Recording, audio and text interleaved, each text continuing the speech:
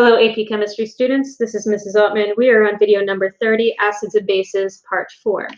Here are our objectives for today's video. Pause here. So this whole video is really just going to be about bases. You'll see that just about everything we learned about acids also applies here.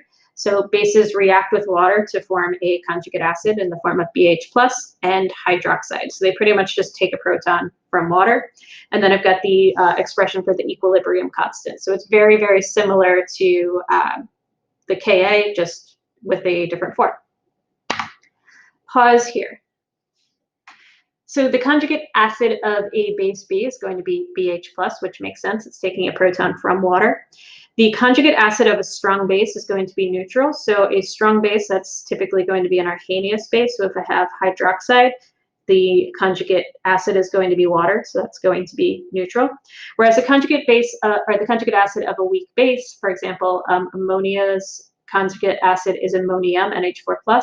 It's going to be a weak acid, so not a super strong one, but it will be weakly acidic. We'll talk more about that actually next video. Pause here. All right, let's talk about ammonia. I'm going to start just by writing out the chemical equation.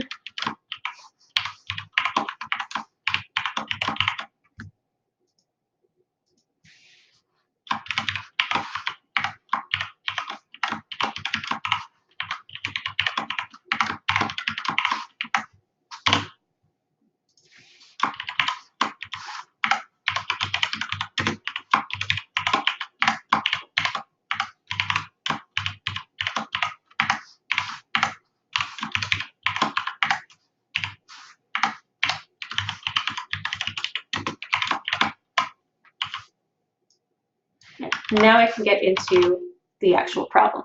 So I'm looking for a hydroxide ion concentration. That means that this is an icebox problem.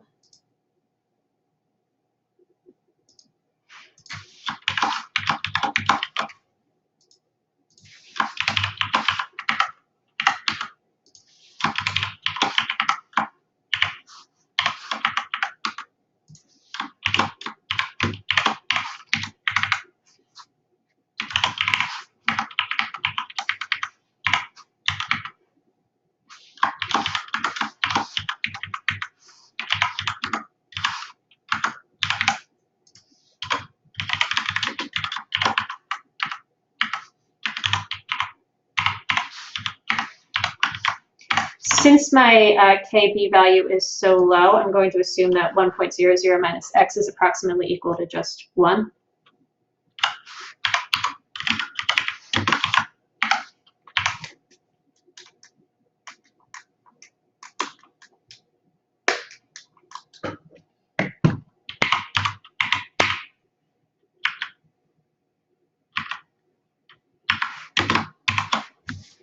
So I solve for x, and that is equal to hydroxide concentration.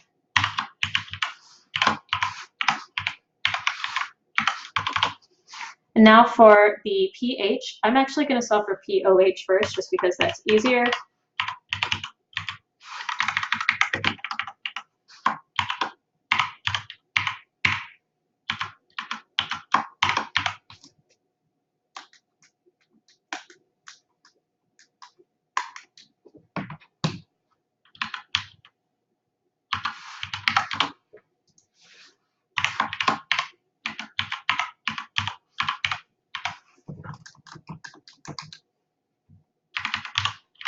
And I get that my pH for 1 molar ammonia is 11.63.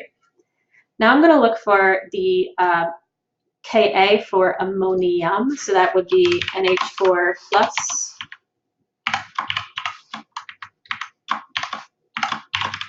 as it reacts with H2O.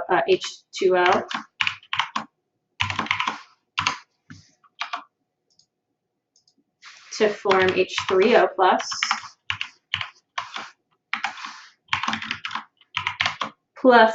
NH3.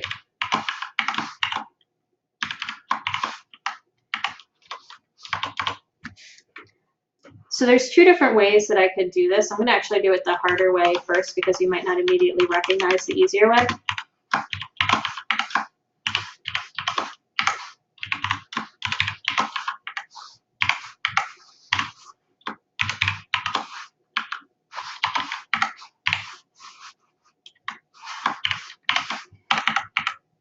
So I actually have all of these values.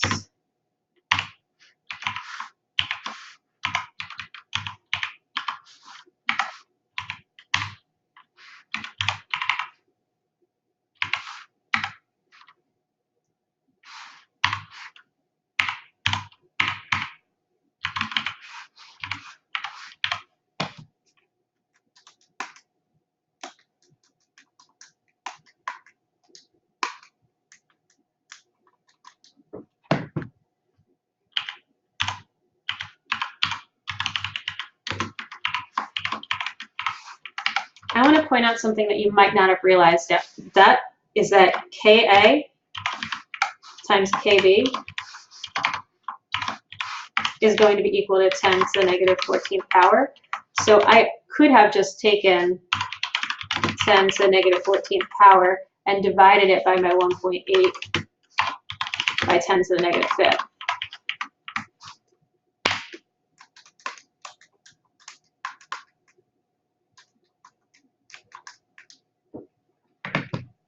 And so I got a slightly different answer just because of like sig figs rounding and whatnot.